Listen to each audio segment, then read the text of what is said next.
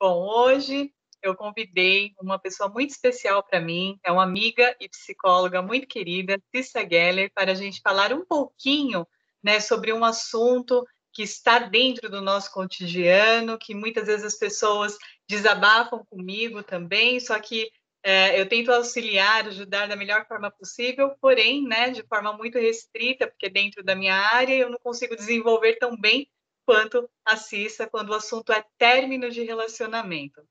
Olá, Cissa, tudo bem? Olá, tudo bom? Muito obrigada por aceitar o convite, viu? Fiquei muito feliz, né? Eu acho muito necessário falarmos sobre isso. Eu gostaria que você falasse um pouquinho, né, sobre o término de relacionamentos, os sentimentos que envolve tudo isso, né? Como que dá para ressignificar, né? Então, esse espaço aí é para você. É bem interessante, né? Que a gente às vezes não tem essa percepção, mas todo término, toda perda gera um luto, e não é só a perda de um ente querido. Então, o final de um relacionamento, ele vai gerar o luto. E o luto, ele tem 5 fases, e não necessariamente tem um tempo certo. Pode ser que dure um mês, 6 meses, um ano, não tem um tempo, cada um vai sentir de uma forma. E aí, a primeira fase do luto é a negação. Então, a gente nega que aquele relacionamento acabou. A gente fica ali tentando não acreditar que de fato chegou ao fim o término do relacionamento. A gente fica o tempo todo buscando justificativas para acreditar que não acabou o relacionamento. Aí a segunda fase é a raiva. A gente começa a gerar uma raiva, um ódio muito grande do outro, uma raiva, né, em relação por que comigo, por que acabou, por que terminou, estava tudo bem. Então a gente fica com uma raiva muito grande de ter terminado o relacionamento e uma raiva muitas vezes do outro, do parceiro ou da parceira. E aí a terceira fase do luto é a negociação, a barganha. Então a gente começa a tentar barganhar para que aquela relação volte, né? Ou para que de repente não seja aquilo, que o término não aconteça. Então, a gente começa a buscar justificativas para que volte como era antes. Então a gente tenta barganhar aí o término da relação. E aí a quarta fase do luto é a depressão, então a gente vai ficar numa tristeza muito, vou dizer, uma tristeza muito profunda, digamos assim, não chega a ser necessariamente uma depressão, mas a gente Sim. vai ficar muito desolado, vai ficar muito sozinho, vai ouvir uma música e vai lembrar do outro, vai olhar para alguma situação, uma foto, vai lembrar de momentos que vão me deixar muito triste e eu vou ficar muito triste com essa sensação de fim mesmo do relacionamento. E a quinta fase é a aceitação. Eu entendo que esse relacionamento acabou, que a vida continua e eu vou fazer coisas para cuidar de mim ou de repente buscar um novo relacionamento, se esse é meu objetivo. Essas são as 5 fases aí do luto, que é um luto que acontece muito em términos de relacionamento. E deixa eu te falar uma coisa, muitas vezes as pessoas me procuram na segunda fase, que é, eu não sei se existe, né, uma ordem, mas assim, como você falou nesta ordem, né, que é no momento da raiva, né? Então, tudo que puder prejudicar o outro, geralmente elas querem fazer dessa forma. É claro que como profissional, eu pontuo, né, de uma forma que a gente consiga resolver de forma pacífica, sem colocar esses sentimentos, né, que estão aflorados ali, para realmente tentar resolver da melhor forma, né? Inclusive, aconteceu uma situação há alguns anos atrás, né, que foi exatamente nesse estágio, né, que as partes estavam ali se divorciando. Fui fazer a audiência e quando eu entrei na sala de audiência, né, com o meu cliente, a ex, né, a esposa dele entrou com a também. E o juiz, quando ele nos perguntou se teríamos, né, a intenção de fazermos um acordo, não deu nem tempo, né, do advogado dela se manifestar ou eu mesma me manifestar, porque ela estava assim com tanta raiva, né, do meu cliente que ela levantou e tentou agredir o meu cliente, né? Só que eu estava, né, do lado, então eu coloquei o braço, ela acabou acertando em mim. Aliás, nesse dia, literalmente, eu defendi o meu cliente, né?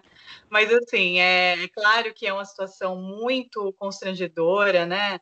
Foi bem complicado, até o juiz queria tomar algumas providências, eu falei apenas para continuarmos ali, ela pediu desculpas, claro, mas isso para realmente empatizar, né, esse estágio aí, como que a gente consegue ressignificar isso, Cissa? Como que lidar com situações como esta, por exemplo? É porque a raiva, muitas vezes, ela tá muito atrelada à frustração de ter terminado o relacionamento. O relacionamento acabou. Eu começo a sentir raiva do outro porque, de uma certa forma, eu me sinto abandonada, eu me sinto rejeitada, né? E aí a rejeição, ela tá muito ligada a um sentimento de não fui escolhido. Só que isso não é verdade. Ou eu não presto, eu não sirvo para mais nada, não me ama, não me quer. E, na verdade, quando eu me sinto rejeitado, o outro tem opção de fazer outras escolhas. E não é porque ele não me escolheu, ele não quer mais ficar comigo, que eu não presto, que eu sou ruim, que eu sou feia, que eu sou burra, que eu não sou interessante. Mas como a gente acaba olhando para nós, isso também fala muito um pouco de baixa autoestima, então eu acho que o problema sou eu. Então o outro não gosta mais de mim por causa de coisas que eu sou e ele não gosta mais. E aí vem atrelado com o medo. O medo de ficar sozinha, o medo de não encontrar uma outra pessoa interessante para ter um novo relacionamento, né? O medo da solidão, de ficar só. Muitas vezes, quando a pessoa ela entra num relacionamento, ela acaba abandonando os amigos ou a família. Então, às vezes, ela vive só para o relacionamento. E aí, quando tem término, ela fica meio perdida. Cadê os amigos? Cadê a família? Cadê as pessoas? Então, ela fica com muito medo de ficar sozinha e aí não sabe como recomeçar. Né, o medo de recomeçar tudo de novo. Mas vou ter que começar de novo, vou ter que conhecer alguém, vou ter que sair, apresentar para minha família, e conhecendo aos poucos, e se não der certo, né? Então, esse recomeçar, né? Começar de novo, as pessoas às vezes elas acham que é muito trabalhoso, ou que não vai dar certo, ou que não vão conseguir. E aí também tem a questão financeira. Muitas vezes, quando um dos parceiros acaba bancando tudo, ou às vezes até ganha mais, essa pessoa, quando tem o término do relacionamento, ela fica muito perdida no financeiro, porque muitas vezes ela vivia um padrão de vida diferente, então ela vai ter que mudar o padrão de vida dela, ela vai ter que agora dar conta do próprio financeiro, muitas vezes ela fica com medo, fica insegura. Será que eu vou conseguir dar conta? Será que eu vou conseguir pagar as minhas contas, me manter bem? E aí ela também não sabe como preencher o tempo vazio, porque muitas vezes ela ocupava o tempo com esse relacionamento e ela não sabe mais o que fazer. Ela não tem hobby, ela não tem coisas que ela faz por ela, momentos prazerosos, momentos de sozinha, mas ela não tem isso, então ela fica também muito presa a isso, né? Ela começa a olhar para assim, nesse horário eu estava fazendo tal coisa com fulano, nesse horário eu estava com cicrana, nesse horário a gente estava junto. Então ela começa a lembrar dos momentos que ela vivia com o outro e ela não sabe como preencher o tempo dela. Eu acho que. E também tem a questão da expectativa, né? Tem uma. Às vezes a gente cria uma expectativa não dá para a gente falar, não quero criar, mais ou menos assim, não pense num elefante branco, a gente já pensou. Então, a expectativa que eu criei deste relacionamento. Então, eu imaginava que de repente a gente fosse casar, ou de repente que a gente fosse ter filhos, que a gente fosse viver muitos anos juntos. E aí, tudo que eu sonhei, viagens, comprar casa ou apartamento novo, com o término do relacionamento, esses sonhos meus não existem mais, eles não vão existir, porque essa expectativa que eu criei é uma expectativa, não era uma realidade. Então, lidar com essa frustração também é muito complicado, isso dói muito para a pessoa. Nesses casos, quando a pessoa não consegue sair deste luto e fica nesses medos e nessas ansiedades e frustrações, é importante sim que ela busque também, além da ajuda com o advogado para resolver a situação do término do relacionamento, também ela busque psicoterapia. É isso. Eu sempre indico, né? Porque às vezes as pessoas, né, desabafam realmente, né, sobre tudo o que aconteceu. É claro, eu preciso saber como profissional também, mas muitas vezes elas querem, né, um parecer além, né, do que eu posso como profissional, como advogada, fornecer, dar a ela esse suporte, né? Então, por isso que eu indico, eu acho extremamente necessário, né, a psicoterapia para poder realmente falar a respeito. Eu acho o trabalho assim de vocês muito importante, né? Principalmente quando o assunto é esse. Você até falou, né, que pode inclusive desenvolver mesmo depressão, né? Pode sim, depressão, ansiedade, a pessoa começa a ter muitos medos, muita insegurança, muitas vezes, principalmente quando as mulheres estão numa idade que às vezes elas queriam ter filho e esse relacionamento, ela foi casada por uns 5, sei lá, 6 anos e não teve filho, e aí ela já está com uma certa idade, e aí começa a bater aquela questão de será que eu vou conseguir ter um filho? Será que eu vou encontrar alguém? Será que vai dar tempo de encontrar alguém? Então, às vezes, fica também muito nesses questionamentos, né? Ou alguns homens que eu também já atendi lá no consultório, depois do término do relacionamento, eles começaram a se sentir que eles não eram tão importantes, né? Então, é como se as outras coisas da vida, as outras áreas da vida não fluíam.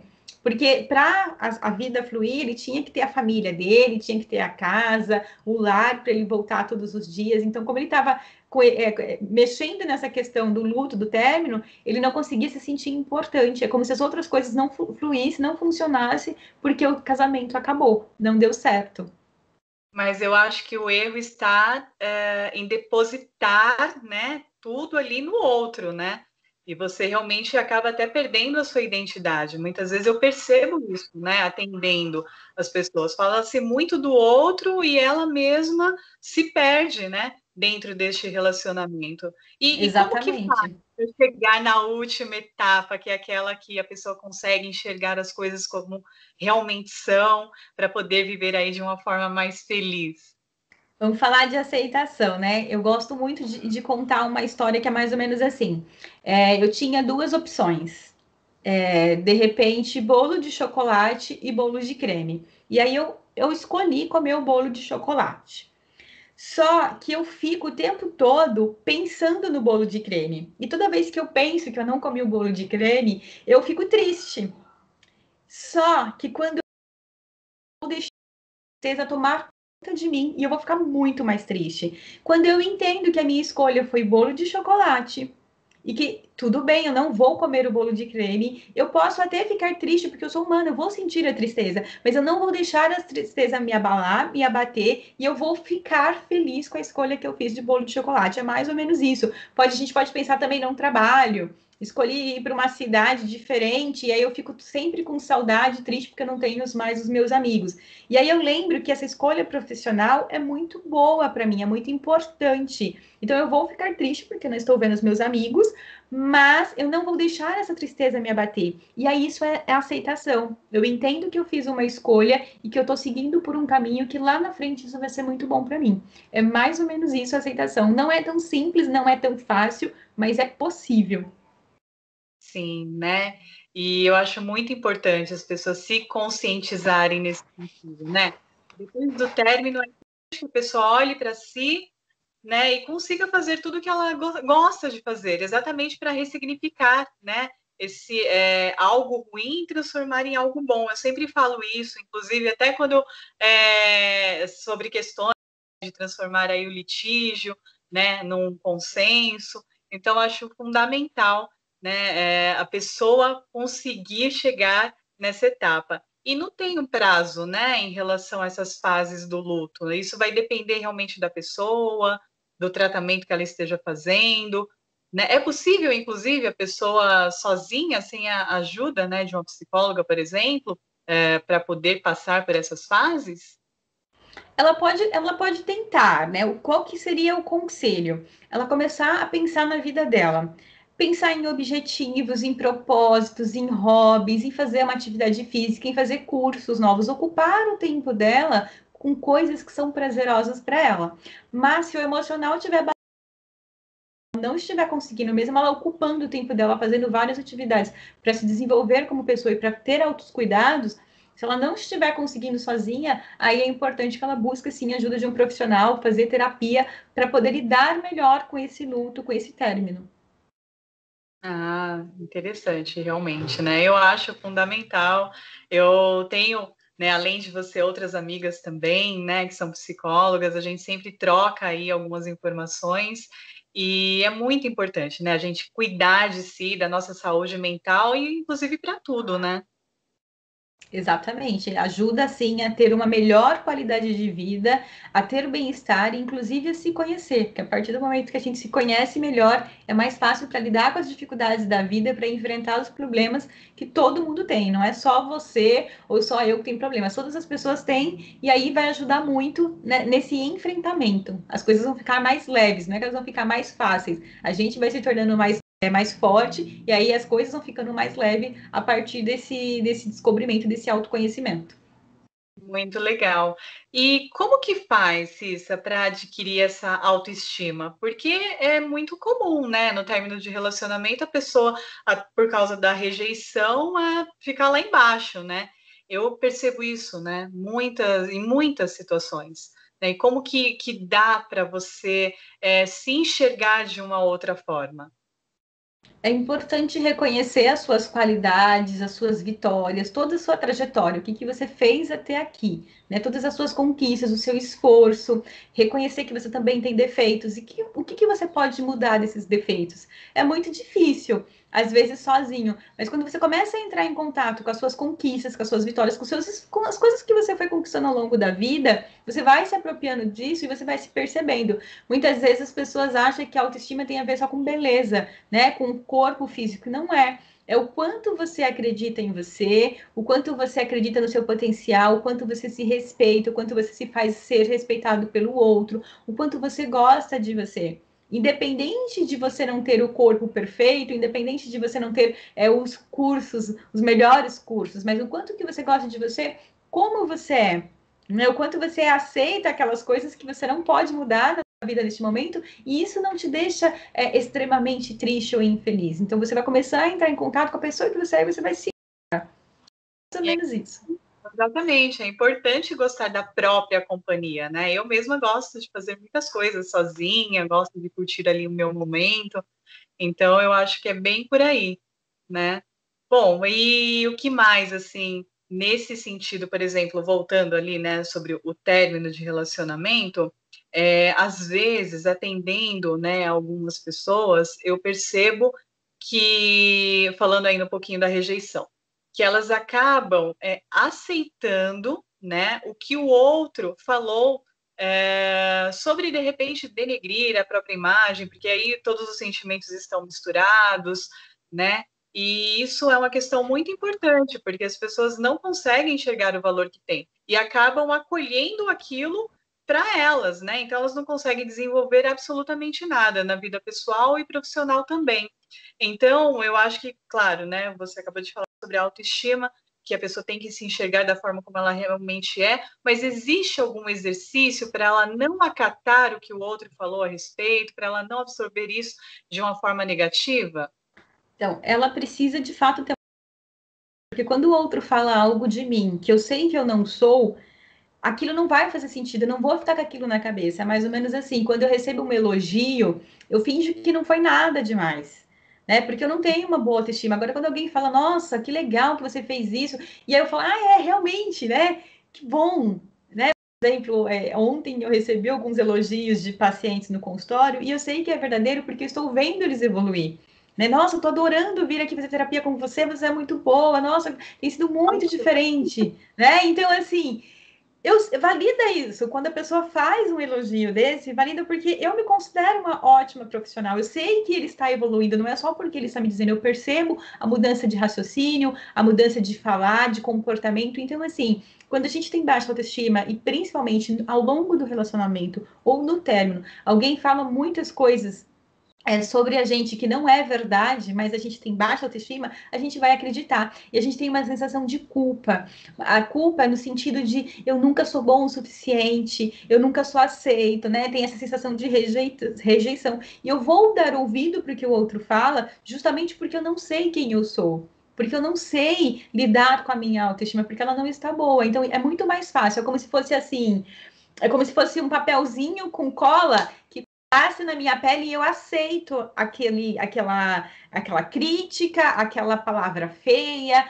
aquela forma agressiva de falar comigo. Agora, quando eu estou com autoestima elevada, é como se essa cola não grudasse, como se eu tivesse com uma proteção de óleo, né? Então ela vai tentar grudar uma figurinha aqui e vai escapar, ela não vai ficar. Então é mais ou menos isso. Mas a gente geralmente escuta muito o que o outro fala. Porque a gente geralmente está com a autoestima baixa. Isso é um fato muito complicado.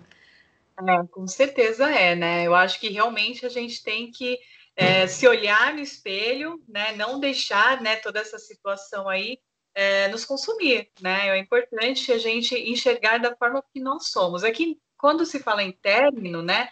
principalmente quando não há aceitação, a pessoa não consegue logo de cara enxergar dessa forma, né? É por isso que existem as etapas, né? E devem ser respeitadas, Exatamente, né? Deve ter um exatamente. momento ali também para poder, de certa forma, curtir isso, né?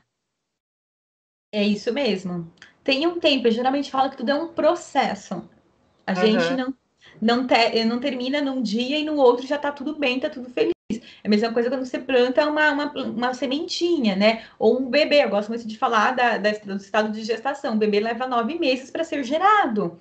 Né? Então, assim, é um processo. Você precisa passar por esse processo, você vai aprender coisas com esse processo que você vai levar para um próximo relacionamento e você vai ter uma outra atitude, outros comportamentos no próximo relacionamento que você não teve nesse. Você vai aprender, é um aprendizado também.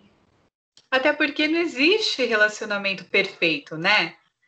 Sempre vai ter um defeito ali que de repente não tenha tido no relacionamento anterior, né? Sempre existirão, né, algumas situações que serão desconfortáveis, mas aí eu acho que cabe realmente a pessoa enxergá-la da forma como ela realmente é, né, para não deixar exatamente o outro comandar ali a situação e achar sempre que o outro está na razão, né? É bem complexo, né, quando a gente fala sobre isso. Eu gosto muito dessa área, né? Mas assim, é claro que eu só faço a parte jurídica, tento, né, ajudar da forma como ser humano mesmo, tento acolher as pessoas, mas eu acho fundamental quando vocês, né, retratam dessa forma, principalmente em relação ao seu trabalho, que é de autoestima, né, de elevar, né, essa questão. A gente fala muito, né, sobre essa questão assim da mulher, mas acontece com o homem também, né?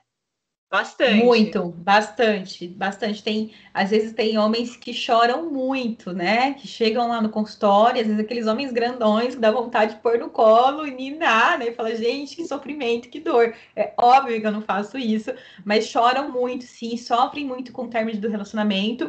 E muitas vezes na terapia eles começam a perceber o que deu errado, o que deu certo, onde poderia ter melhorado, aonde talvez não foi tão legal, ele não percebeu. Então, a psicoterapia vai trazer esse autoconhecimento de como ele pode ser uma melhor pessoa, tanto para ele como para um próximo relacionamento.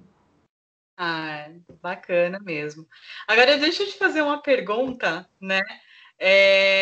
Mas até de cunho pessoal, né? Por exemplo, eu vejo, né, que as pessoas gostam muito do termo da sofrência, né? As músicas sertanejas aí, estilo Marília Mendonça.